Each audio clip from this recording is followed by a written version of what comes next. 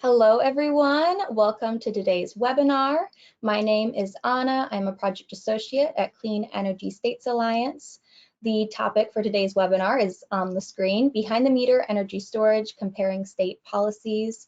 This webinar is a presentation of the DOE Office of Electricity Energy Storage Technology Advancement Partnership, STAP. STAP is a collaboration between the Department of Energy, Sandia National Laboratories, and the Clean Energy States Alliance.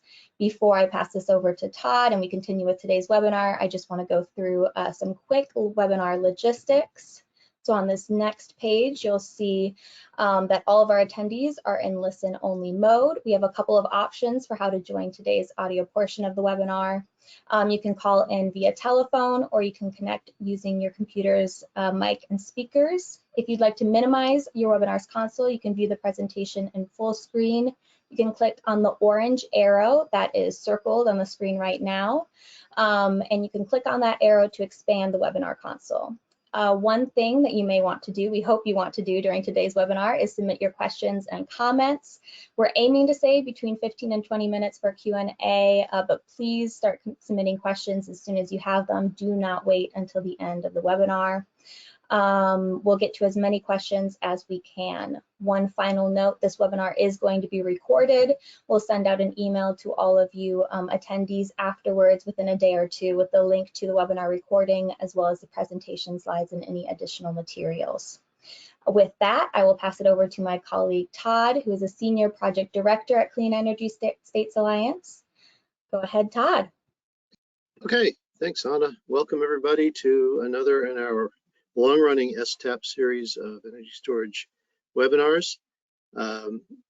Just want to do a brief introduction on Clean Energy States Alliance and the STAP program and our speaker, and then I'll turn it over to him for the content of today's webinar, which should be extremely interesting if you are at all interested in learning about what kinds of policies states are using to support and promote the use of behind the meter energy storage. This is going to be a really interesting webinar for you. So before we start with that, CESA, Clean Energy States Alliance, is a nonprofit. We're located in Vermont, and we work with state energy agencies across the nation. You can see some of those represented with their logos on this slide. Essentially, we help them to put together clean energy programs and policy, and we do research to support their work and in general try to make them as successful as they can be. Next slide, please, Anna. The many programs that we conduct, there's one specifically addressing energy storage deployment that we do under contract to Sandia National Laboratories, and that is the STAP program, which is the Energy Storage Technology Advancement Partnership. This is also quite a long-running successful program. You can see on the map there call-outs for a number of projects that we've been involved with through STAP. Essentially, STAP helps to support Sandia in partnering with states on energy storage demonstration projects. And so these are larger scale projects typically that demonstrate a new technology, a new business case, new applications for energy storage. And in the states, of course, there are many other partners in these projects, including utilities, including industry partners, universities, and other community stakeholders. In addition to the project work that we do with Sandia, we also do a lot through STAP increasingly to support state energy storage policy and regulatory development. And we do these webinars and other information sharing activities. Next slide, please. Before I go on, I would like to thank Dr. Emre Juk, Director of Energy Storage Research at Department of Energy, Office of Electricity, and Dan Borneo, the Engineering Project and Program Lead at Sandia National Laboratories, for supporting our work and help us to be able to conduct it. Next slide, please. So we have one speaker today, Jeff Cook, Dr. Jeff Cook from NREL. He is a Renewable Energy Policy and Market Analyst in NREL's Strategic Energy Analysis Center. His areas of expertise include emerging solar technology and cost reduction opportunities, renewable energy procurement and permitting software, and distributed energy resource aggregation. He also works on corporate renewable procurement and geothermal development on public land. Jeff holds a PhD in political science from Colorado State University at Fort Collins and a master's in environmental science and policy from the University of Wisconsin at Green Bay. So having made the introductions, I will turn my camera off and pass the baton to Jeff. I just do want to say that, repeat what Anna said, please do type your questions in as they occur to you. I will be looking at those during the presentation, and getting them in early helps me to pull out the most relevant and interesting ones so that we can address them at the end. And we'll get to as many of those as we can. And that's it. Jeff, you're up. Awesome. Thanks so much, Todd. I'll start by introducing myself here, and then I'll go off video so we can focus on the presentation today. And then, of course, I'll come back at the end for Q&A. As you said, I'm from the National Renewable Energy Laboratory. I hope many of you on the call know who we are and what we do, but for those that don't, we are one of 17 national laboratories, all housed within the U.S. Department of Energy, and we are the one that's uniquely focused on all things renewable. That doesn't just mean electricity production.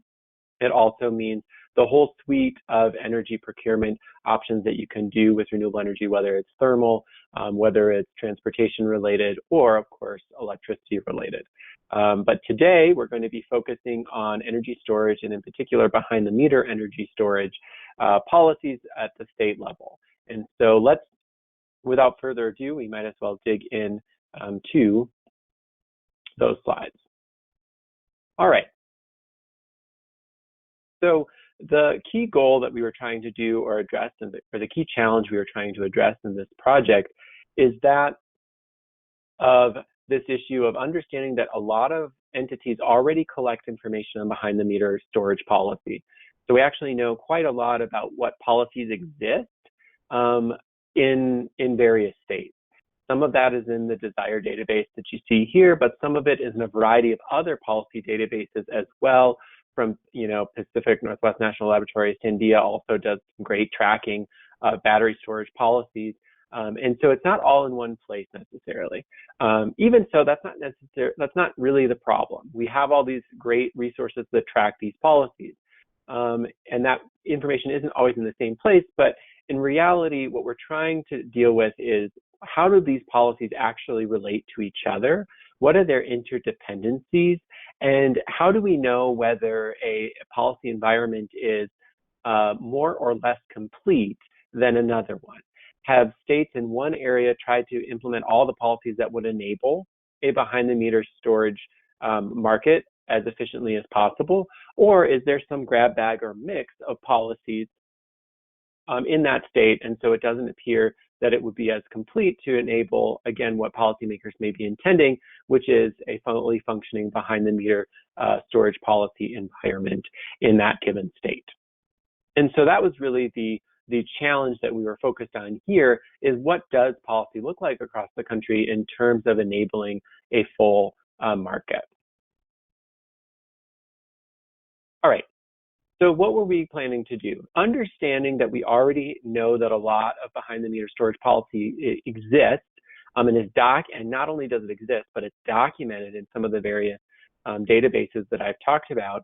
What we're trying to do here is structure out what a complete set of behind-the-meter storage policy looks like.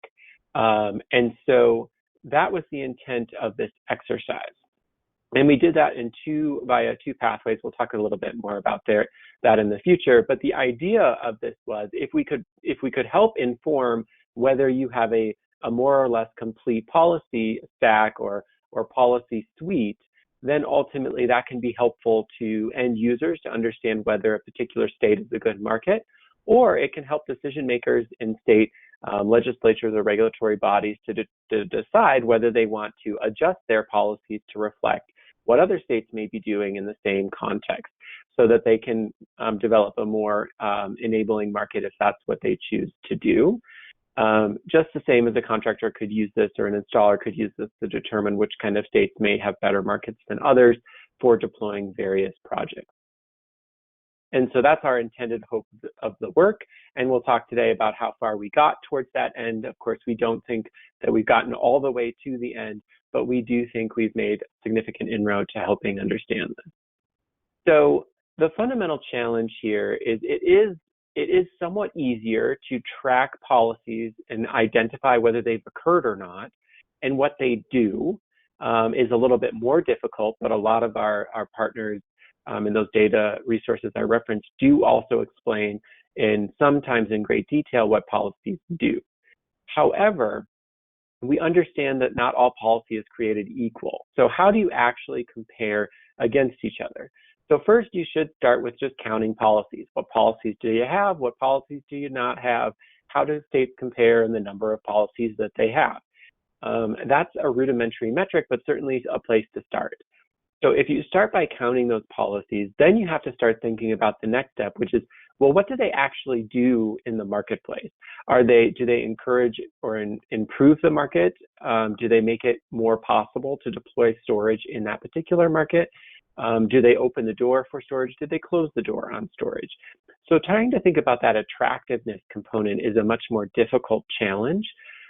Just the same as thinking about the fact that some policies are or may be more important than others, or they can be considered prerequisites to other policies. If you are unable to interconnect battery storage, then it doesn't really matter if there's an incentive for once you've installed it. Because if you install it but you can't interconnect it, no one's going to actually go through that process, because they won't actually get a return on their investment. So that gives you a sense too that even if you're tracking and documenting what all the policies do, you also need to get a sense of whether some enable others and whether there should be some amount of stepwise policymaking. Now, stepwise meaning that just that you have all of the various policies in place, not necessarily that you have to do them sequentially, but just ensuring that you have all of those various aspects considered when you ultimately complete or finalize whatever policy environment you're developing. Now, the intent here as well is that not all policies are created equal, and also we're not focused on all policies. Even though they're not all created equal, they certainly can all have impacts. So our focus here is on what states can do, what kind of state policies have they adopted, understanding that local utility-related policy or even federal or national policy can influence what your energy storage markets look like. So too do regional markets if you're in a wholesale market situation. So there's all sorts of market overlays. We're not able to track and identify that entire policy landscape in total. We do try to speak to the wholesale market when that is available in certain states. So that we do try to cover, but it's just not possible for us to try and evaluate all policies together. However, that is something we could talk about in the future for what could be done. And then, as I noted before, the content of policy is truly critical. And so we attempted to try and identify key questions associated with various policies so that we can start to get to this detail. What does the policy do? What does it mean for the market? Not purely does it exist or does it not exist? And so that was how we attempted to structure our effort. We ended up using the policy stacking framework to help with this. So for those of you that are not aware of the policy stacking framework, at its premise, what it's saying is that a state or a policymaker entity, whatever policymaker you're talking about, may be more likely to achieve their goals of market expansion if they consider all of the facets of policy that would be required to enable a market prior to either adopting all of their policies or certainly taking a scattershot approach at policymaking. So just if you think a financing incentive is the flavor of the day and you heard somebody else's a finance incentive and that it worked really well in that state, you want to do a financing incentive now, that may be acceptable and that may be a good idea if you already have preparation and creation policies in place that would further then support a finance incentive on top of that to buy down a cost. Things being like, can you interconnect the system? Have you determined your regulatory requirements for that? What kind of compensation are you going to provide to that battery? Are there markets already in the state? Are you enabling it via mandate or other pathway to incentivize contractors or installers to come into the state and market storage to customers? And then finally, you could think through market expansion, which is designed to expand deployment to various underserved sectors or to just increase the amount of deployment in targeted sectors. So that's the idea of policy stacking, is do you have all three of the major buckets, or at least facets of all three buckets, such that if you were doing a financial incentive, would that actually be effective in achieving the goals that you have, which presumably that goal would be to increase or incentivize more deployment. If you do not have your interconnection or your compensation mechanisms in place, perhaps that's where the entity, the policymaking entity, should focus to ensure that you are actually preparing or establishing a market, as opposed to focusing on ways to increase a market that might already exist. So the policy stacking framework has been used in a variety of policy areas, and more recently in the context of solar, where research has identified that if you do have all of these policies in place, you are more likely to have more deployment than if you appear to have taken a scattershot approach for which you did not adopt them either sequentially or in tandem with each other. And so in this particular research, we're not evaluating how these policies in the stack are actually increasing deployment. Rather, we're just trying to see if we can build a stack for an informational purpose so that we can, number one, document how states are performing relative to what we consider a more complete policy stack versus those that are lower on that stack. And then ultimately, that can give those entities some ideas about how they could improve at any policy that they've already adopted or they could consider adopting. So that's how we use the policy stacking framework. So how did we end up actually doing this? So first, we tried to collect as much energy storage policy data we could. We tried to bucket the policies we found into different categories, and then we tried to organize them all. And of course, did that for all 50 states. After that, we tried to make sure we interviewed a variety of energy storage policy specialists, and as well conducted a literature review to identify any best practices for state policy development for behind-the-meter energy storage, which of course some of our aforementioned partners have done a ton of great research on, as well as NREL. So with that information and also interviews with subject matter experts, we then developed a draft storage policy stack. We then vetted that policy stack with our subject matter experts. That was all of our interviewees. We sent it out for review, and now we're here in step 5, disseminating the results to you all. So one of the key questions we would have for everyone on this call is, of course, twofold. The first one would be, if you're a state entity, do you see your state and you see it scoring lower? We'd love for you to take a look at our data set and let us know if we're missing some policies that we should have included. If you're seeing that policies aren't included in the policy stack or questions aren't included that you thought should be included, let us know as well, so that we can further refine this policy stack, because we certainly do not believe that this is the only policy stack or the last or the most complete one. Rather, we think it'll continue to be iterative as the technology space evolves. So as I mentioned, we collected data from a variety of databases, Sandia and PNNL being two particularly good ones that have a lot of data, Desire being a third, but we also collected data from a lot of other sources as well. Then we did interviews with 12 different organizations and 19 representatives within those organizations, and this represented energy storage developers. It included trade associations, included academic experts, it included consultants or third-party research entities, and a variety of other organizations that are focused in the energy storage policy space, including regulatory entities as well that are in this area at the state level. We then developed 11 parent policies, and we included 31 policy questions associated with one of those 11 parent policies. Now, in the context of the the policy stacking framework, we've designed a model to weight those policies for market preparation higher than those of market creation and finally market expansion.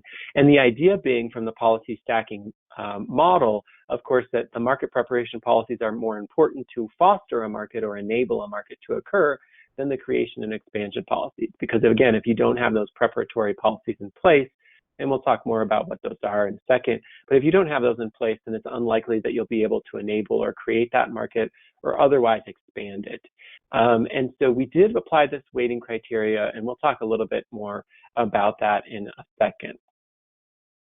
Right here, in fact, with our methodology limitations. So I already mentioned before that this is a state-centric analysis, so we're not thinking about in great detail how federal policy overlays with this or how local utility or even local government policies can influence the equation in a particular context.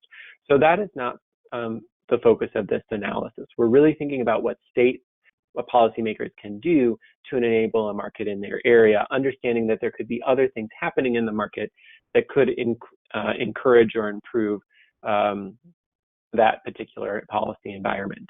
Now, having said that, we do talk a little bit about how regional markets correlate or are involved here, how battery storage can be involved in wholesale markets for which those exist. So we do include a little bit of that, so we at least can cover the fact that a lot of deregulated states have, or those with access to a wholesale market have different opportunities than those in fully vertical markets. And then ultimately, policy information can still be hard to gather or it's otherwise unavailable. And so though we have all these great databases, that they aren't all complete, and they don't always include all the information that would be valuable to better reflect what the policies are actually doing. And so as I said before, we'd love to hear from folks if you see policies that should be included that aren't, so we can improve our data set and our subsequent stack. Now, fundamentally, the policy stacking framework has its own flaws and challenges. For example, as said before, you could adopt all policies at the same time, and then is it really one is better than the other? Well, not necessarily, because you've actually incorporated them all at the same time. So in our view, we're not really focused on whether this is a linear sequential type stack, like one box over the other, but rather whether you have all of the relevant policy attributes that you would need.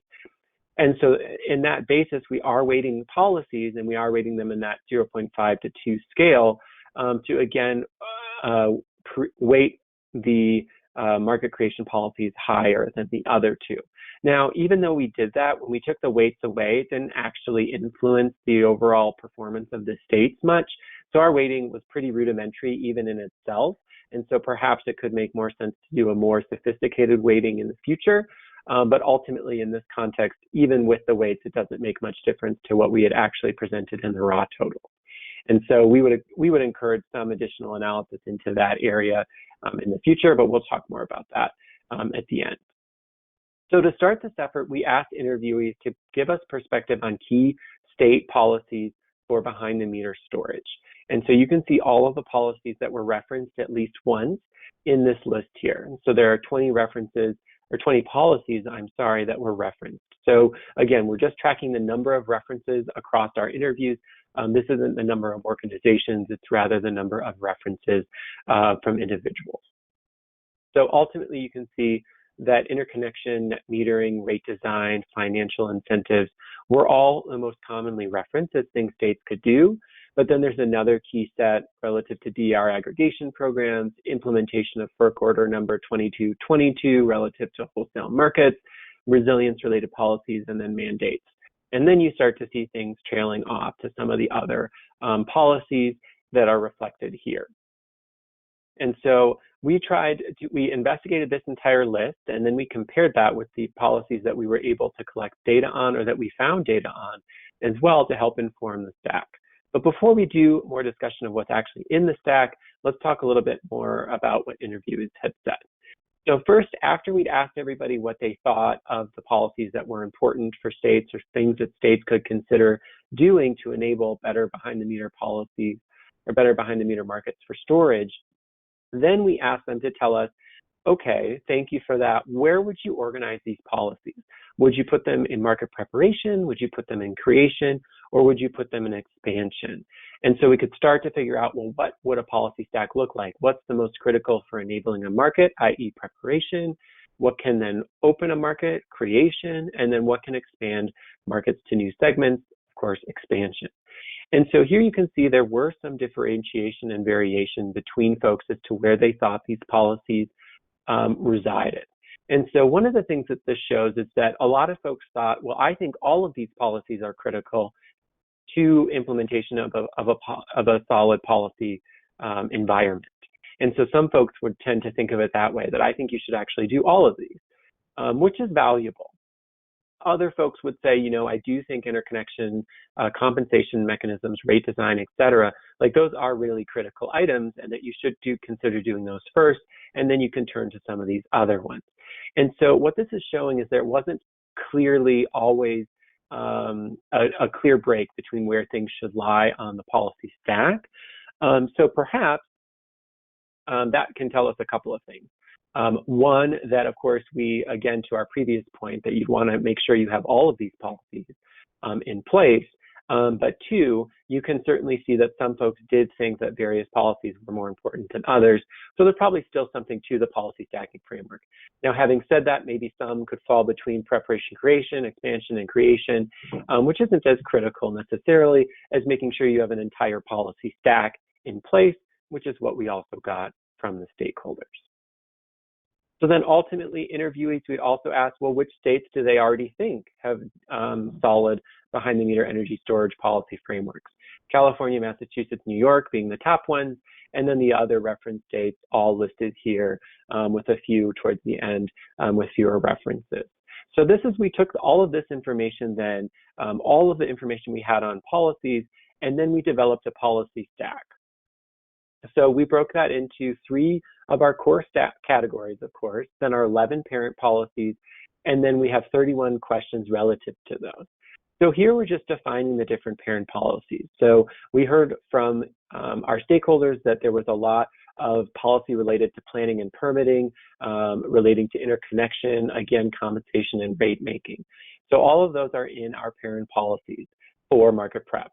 Now we'll talk about each of these the questions that we asked, because as I mentioned, there's 31 questions themselves, but that we all decided was critical for, again, preparing for a market or fostering the ability to have a market, clarifying how to connect, how you get compensated, and then ultimately how you would permit.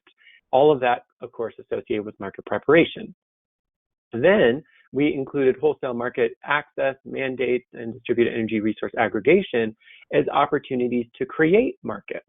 And so in this case, those are all articulated there. Now, this is a good example where maybe wholesale market access could end up being pushed up into market preparation, and DR aggregation perhaps could be even considered in market expansion, but fundamentally it's still also something you can consider for, again, opening those initial markets. And so that's why they're reflected there, but then there's also some fuzziness, of course, in any policy stack. And then finally, market expansion, that's where we're focusing on ways to increase targets or increase synergies between various different policies, whether it's emission or resilience related, as well as financial and equity deployment related. And so here, again, we're just summarizing the parent policies. We will talk about each of the parent policies and the sub-questions we asked of each in turn. So relative to market preparation, here you can see we've asked questions relative to planning and permitting. So is there a requirement to include storage, behind-the-meter storage, and integrated resource plans? Is there a clear guidance on whether utility ownership of energy storage assets is allowed or not? Does the state have a policy addressing multiple use applications for storage? Some of the things under planning and permitting. Interconnection, does the state have requirements around BTM export control? Are there hosting capacity maps? Our first foray into interconnection. Compensation, we're talking about, is there a net metering compensation? Is there some replacement to a net metering program that incorporates storage? And then various rate making opportunities. How are time of use rates and demand charges addressed in the state? Because of course those can incentivize behind the meter storage depending on what they are. Again, we'll talk more about those policies and how states fare in a minute. As to market creation policies here, we're again focused on wholesale market access, so FERC 841, and then of course FERC Order 2222 implementation. Of course, if you're in a state that doesn't implement those, you aren't penalized on those questions. Of course, then mandates for behind the meter storage or just storage in general. flag there, and then DR aggregation related pilot or existing programs that are operating within the states, understanding that in some cases utilities can do those programs themselves without state necessarily requiring them to do it, though often states regulatory commissions would of course have to approve those types of programs. Onto market expansion, you can see of course pretty self-explanatory for the types of questions that we are asking here. Financial incentives, do you have a carve out for low income related deployment? And then of course you have considerations for end of life, recycling, or incorporating these into broader emission related targets. So those are our expansion related policies. Now, we went through all the policies we could identify from all of the states, and we scored them in a yes/no fashion on all of the previous questions that we articulated. And then here you can see the results. So ultimately the maximum score was 13 points, and that of course is the weighting across the different categories. So market prep gets the highest amount of points, followed by market creation, market expansion. That's also relative to the fact that there are already more market preparation policies than there are in those other two categories. In general, you can see the scores range from about 2.5 points to 13. The average score is about 5 points, and you can see there's a pretty significant cut point right at that 5, with a lot of folks below that. And then, as I already mentioned, though we weighted the scores, it doesn't provide a lot of difference. So right now, California, New York, Massachusetts, you may also remember those three because they were referenced by other interviewees as states with a lot of good, favorable policies relative to behind the meter storage. And that's reflected in the policy stack work that we identified here. We'll talk more about the other states in a second, but ultimately for everyone to score really well here, most had to have relatively high market preparation scores relative to their others. You can see there's a couple cases like Rhode Island and Washington where they look like they're doing a little bit better, even though their market prep scores are lower. But in most cases, market prep scores are higher in the leading top 10 states than in any others. And in some cases, then the laggards are because of some of the enabling policies, or sorry, the expansion or creation policies that are not yet fully in place. And so this is how all the states performed on the metric. In addition, here we're showing all of the previous states that were referenced before from stakeholders, and then how they compare relative to the stack itself. So here you can see that of the top 15 states and interviewee perspectives, you're actually seeing quite a few overlap. In fact, of all of the top 10 or so, they are overlapping there, except in the context of Minnesota, Oregon, and Rhode Island. Those couple were not referenced, while some others were referenced, like Texas, where you only got a couple of folks referencing, but nonetheless, they were referenced. So not total alignment in what stakeholders said with what policy we identified, but there's also, for example, in the context of Texas, a lot of deployment behind the meter already for resilience or other purposes. And so there's already and some competitive nature in that market just because of some of the other opportunities there. And so that reflects that it doesn't always need to be a totally favorable policy environment necessarily for you ultimately to have a strong behind the meter market. For various other reasons. If your economic considerations can outweigh some of the policy issues you have to navigate, you may still end up having a significant market. So some of that could play into why interviewees flag certain states over others. So now let's talk about each of the categories and dig a little bit more into them. So market preparation, there were over 32 states and DC that scored in that category. And that relates again to a variety of items. Have you incorporated or and streamlined your energy storage permitting processes, IRPs, et cetera, for that planning related activity? And now I'm not going to walk into too much detail of example policies because those are all in the report itself. And so Anna, if you haven't already uploaded or put that into the chat, I'd appreciate if you would put that in the chat for folks if they can access it there, where you can see all sorts of examples of the types of policies included. In addition, you can see the data file itself to see where we answered or scored every state. So interconnection, 12 states score on this, and that's clearly clarifying the export control issue as well as having hosting capacity maps available. interconnection in particular is one where we'd like to add more questions in the future so we can be more effective in our scoring of interconnection so that we can be more detail oriented of that. And then compensation and rate making, most states score on that. And that's because there are some time and use or demand charge related rates in place, at least in the context of rate making. And then there's also clear guidelines for either compensation or net metering related programs for addressing energy storage in those programs. Now, this is not to say that all of those programs are the same and that they all generate the same value.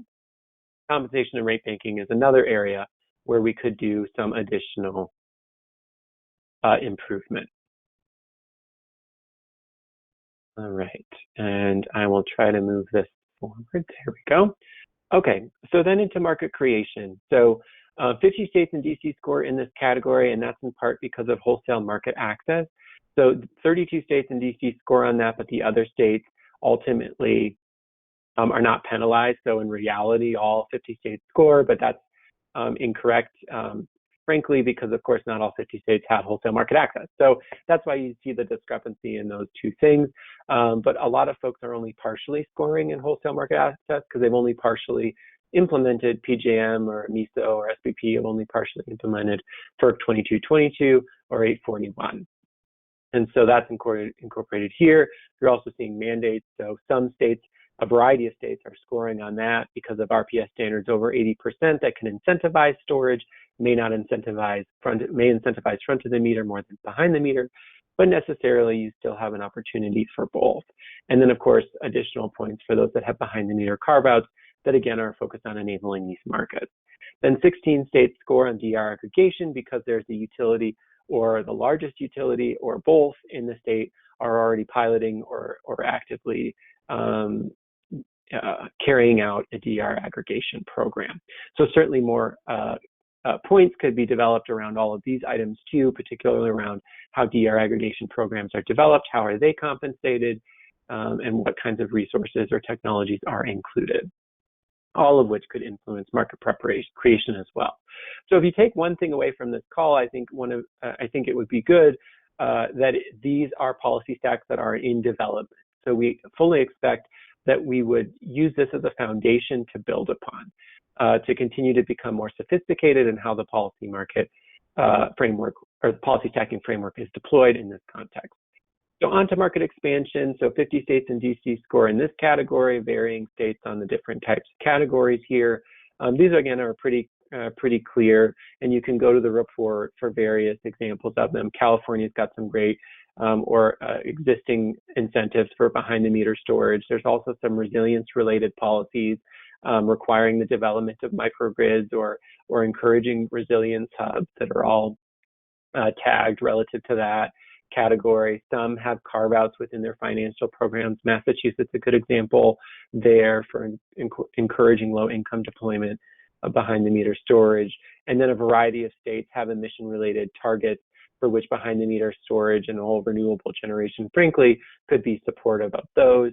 And then only a couple states, I believe North Carolina being one of them, has started considering recycling and reuse. I think New York is another one relative to that life cycle impact component. And so certainly a lot of activity in that space as it's just active. It's a growing and emerging space of discussion.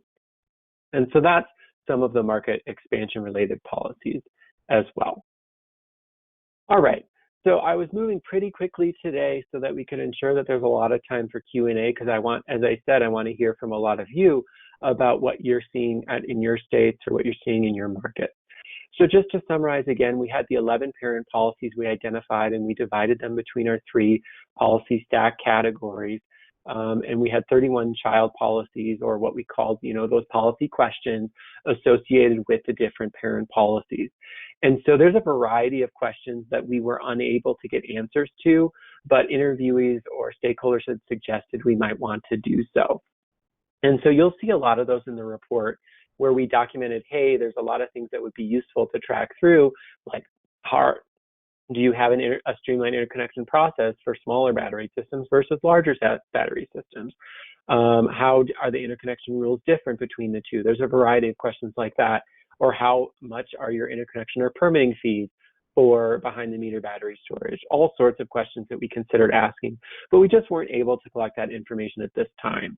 And so we encourage you all to, again, bring suggestions to us for what we could include in the future, and we can always track that and expect or consider it in a future version of this. As noted, California leads the policy stack. Though they got a complete score, we want to stress that we do not believe that that means California doesn't need to do anything in the policy environment to ensure that it is in the event they want to enable a policy environment that's favorable for behind the meter storage. In fact, we think that there's a lot more questions that need to be asked, but fundamentally California did, at the end of the day, perform better than a lot of other states on the policy questions that we did ask. So on the questions we asked, California was leading, followed by some of these other states for which we saw higher policies.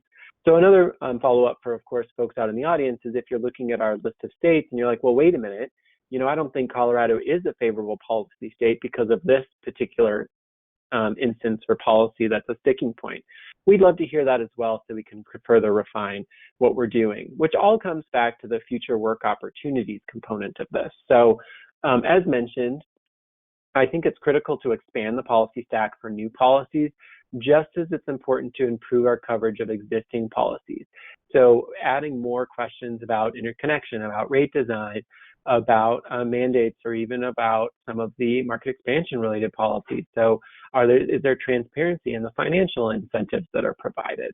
Are they sufficient enough to reduce the burden for low income individuals to consider adopting behind the meter storage, if in fact that is the goal of a low income financial incentive?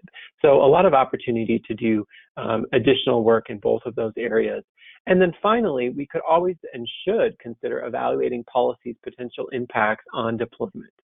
So what impacts do individual policies have, or policies in their aggregate have on deployment?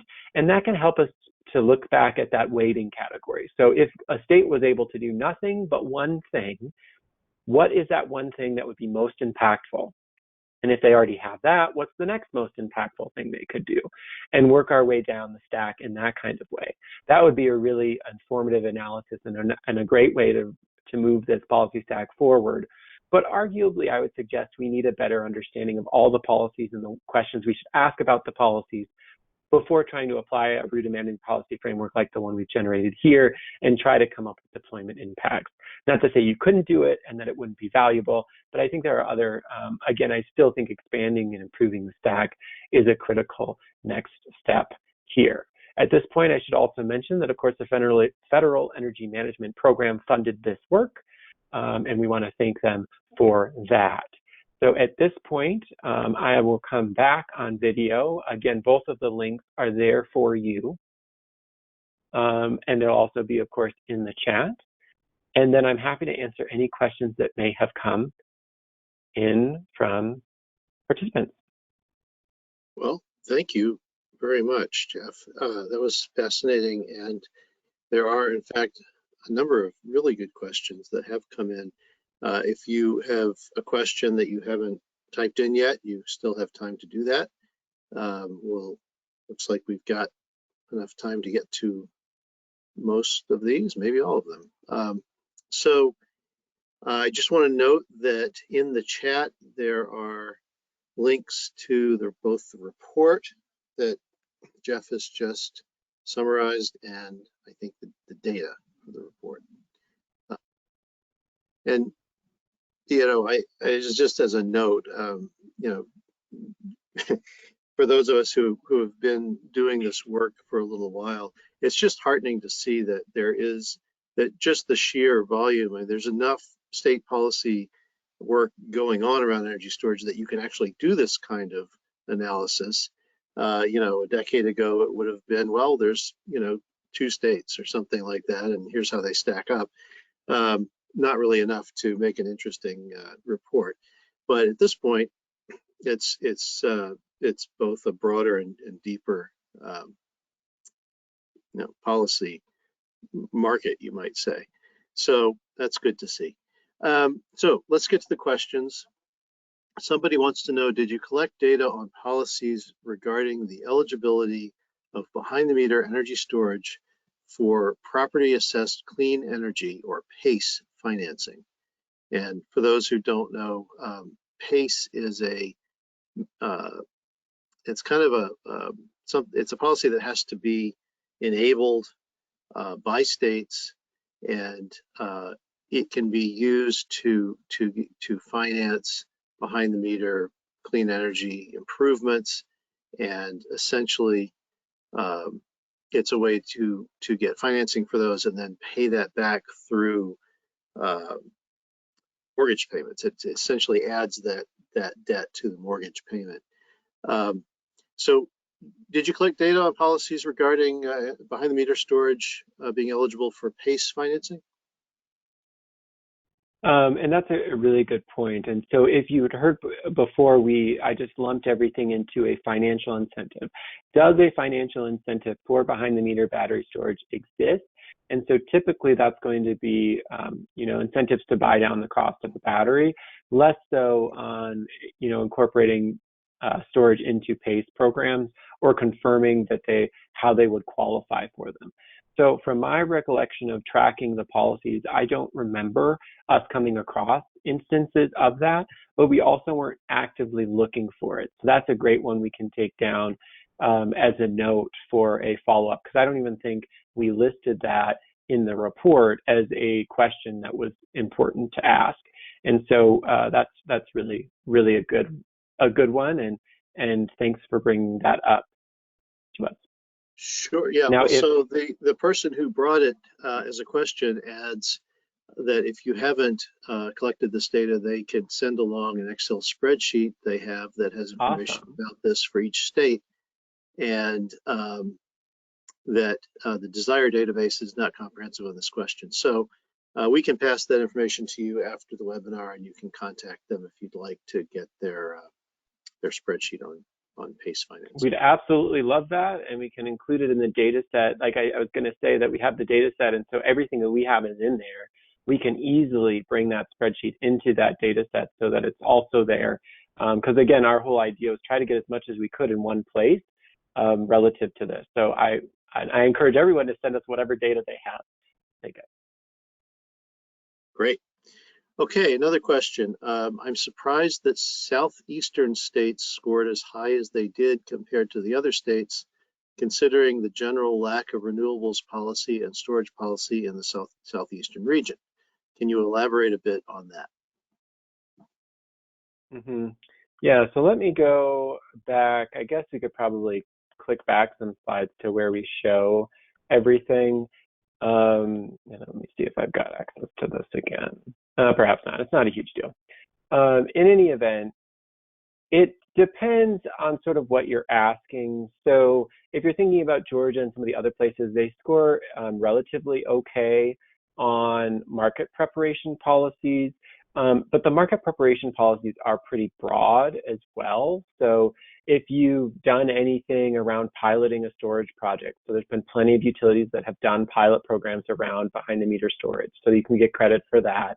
Do you have some sort of study in the state looking at how to address behind the meter energy storage? Is it incorporated into IRPs in the state? So there are some basic things that could be done that give you a relatively higher score. But functionally, it's still, they're still most below or at average. And there's quite a few of them that are right around that 4 number. So it's not that significant relative to some of the other states. So you're kind of thinking about orders of magnitude. So I wouldn't really look at sort of state that's number 25 and compare them to number 26 and be like, oh, there's big differences between these two. Rather, between the top 10 or 15 and the middle and pretty much everybody else, there are some significant departures between what the policies do after that fact. And so I would think of it more in that way. So though a particular state might get to be number 20, that doesn't mean, that much than if they were 30th necessarily. And that's in part because the policy stack, again, could use from some additional benefit or specificity into what the programs are doing.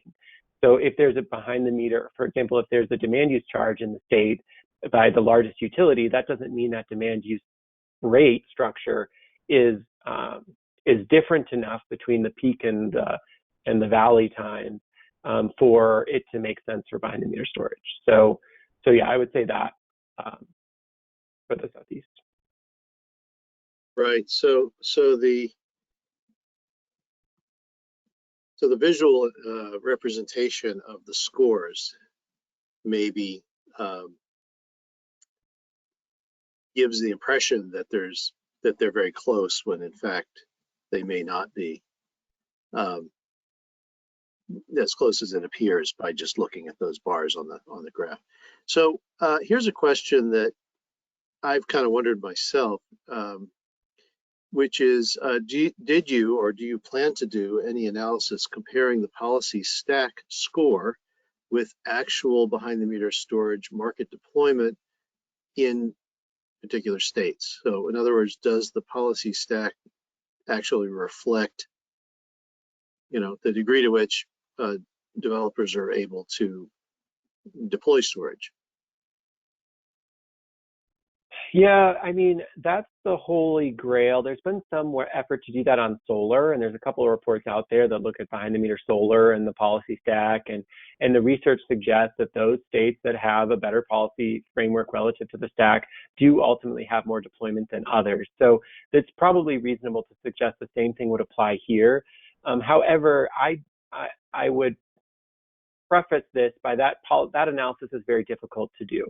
So it depends how a policy is actually going to influence the market is very tricky. So what's the actual enacting date of that policy? When is that policy enforceable?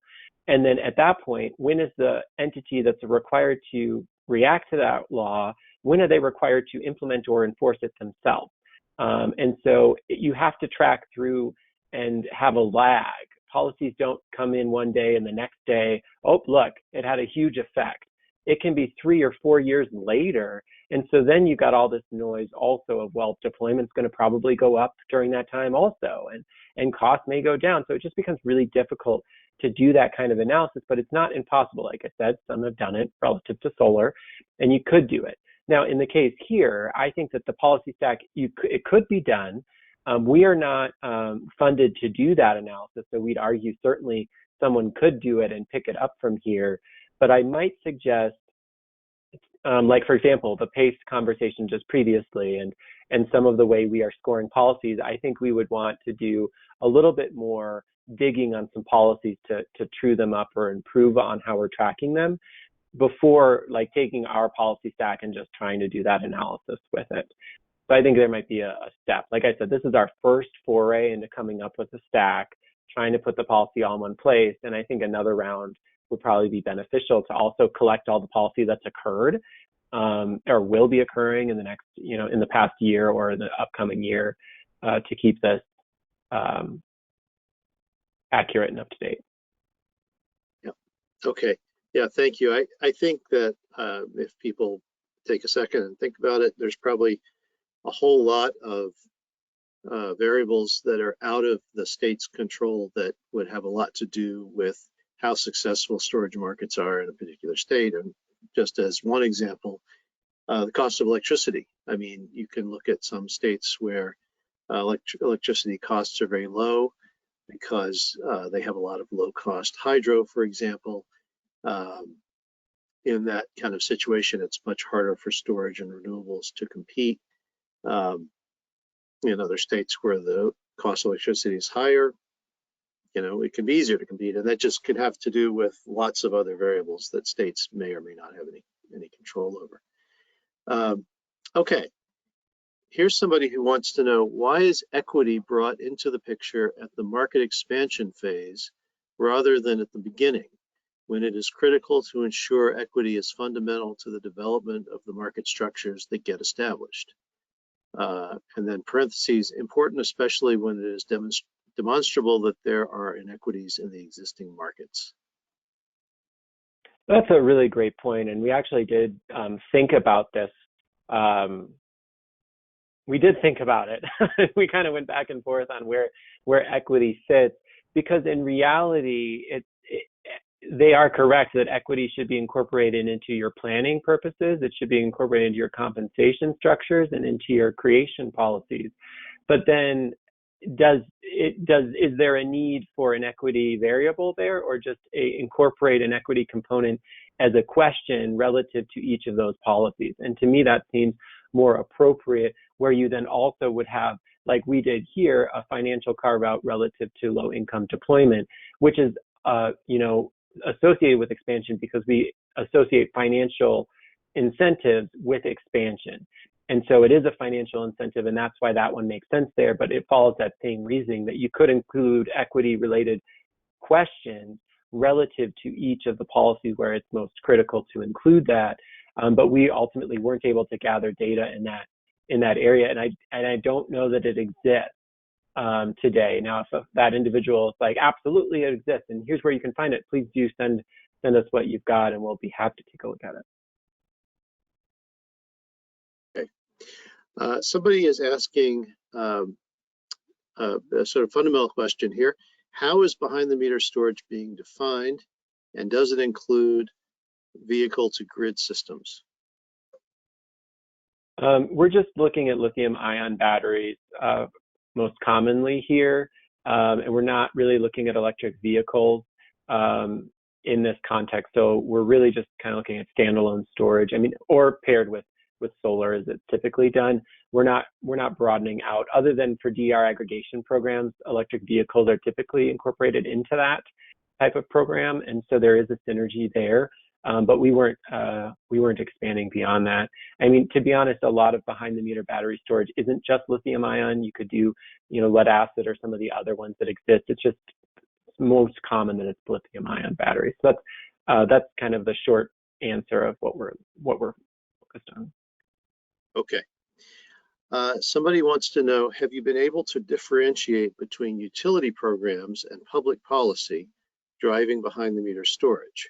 For example, Vermont appears to score high, but the behind the meter storage is driven by two proactive utilities that account for 90% of customers rather than incentives or policies. Yeah, and so that's where it gets a little bit tricky how you navigate it. So what we have done, functionally the states still have to approve those utility programs. The utilities can't just do things without state approval of those programs. So there is still a state tie-in, and that's what we were focusing or leaning on.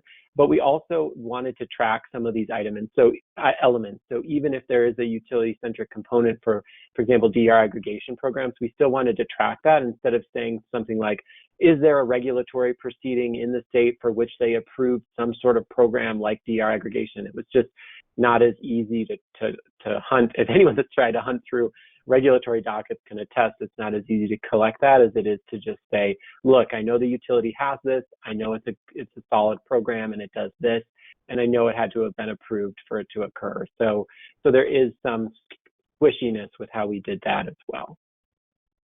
Yeah, that's the point well taken. The regulated utilities are regulated.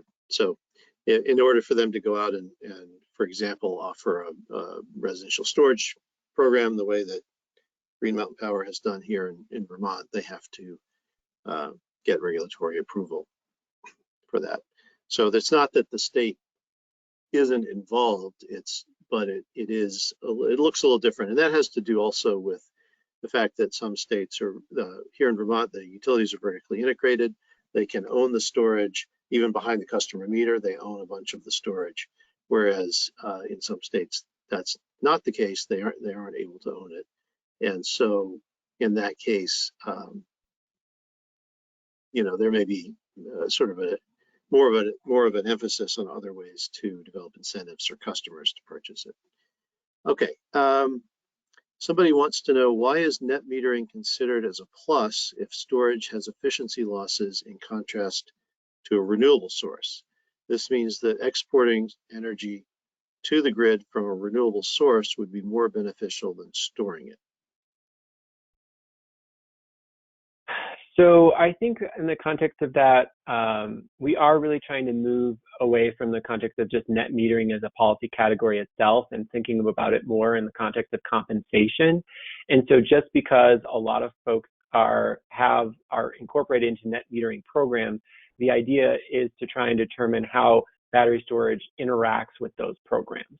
And so in reality, we want to focus beyond net metering for how our battery is going to be compensated for the power they are storing, and whether or not it's valuable to the grid or not in deployment. I think that's fundamentally also impacted by your rate structure and how you're using consumption at your home. So I do get the point that there can be different value streams for how you do deploy your battery that can be influenced or changed by net metering, and there's better ways to do it and different ways you can do it. And so we'd be happy to consider digging more into how we add or don't just give people a point relative to net metering if they've clarified how battery storage can be addressed within that program, and think about other variables to include. So happy to chat with that entity as well about what they think we could do there. Yeah, I would just add that it is true that batteries do have some round trip efficiency losses, but that doesn't necessarily mean that simply exporting power directly from solar or wind onto the grid as it's generated is preferable to storing it. For example, you look at California, and they have an overproduction of solar at midday and then an underproduction in the early evening when demand actually peaks. And so it's, in fact, even though you're losing a little bit of the power to efficiency losses, it can be more valuable to store that power and release it when it's needed, rather than having it flow into the grid as it's produced, even though there may not be a demand for it. So shifting load and shifting generation is an important value that storage provides.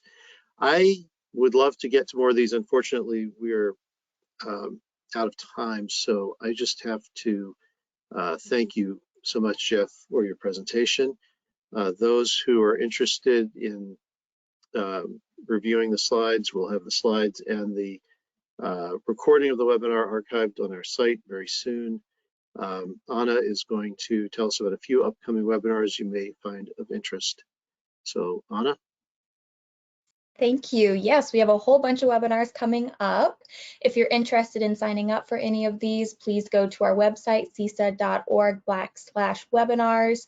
I won't go through this whole list, but I do want to highlight the first webinar on this list and the last one are both a part of our STAP project and a part of this series. So the first one, energy storage in the Southwest, is looking at two projects that the STAP program through DOE and Sandia National Laboratories has funded, two demonstration projects. The Albuquerque Public Schools project just had its ribbon cutting last month, so that one is completed and commissioning.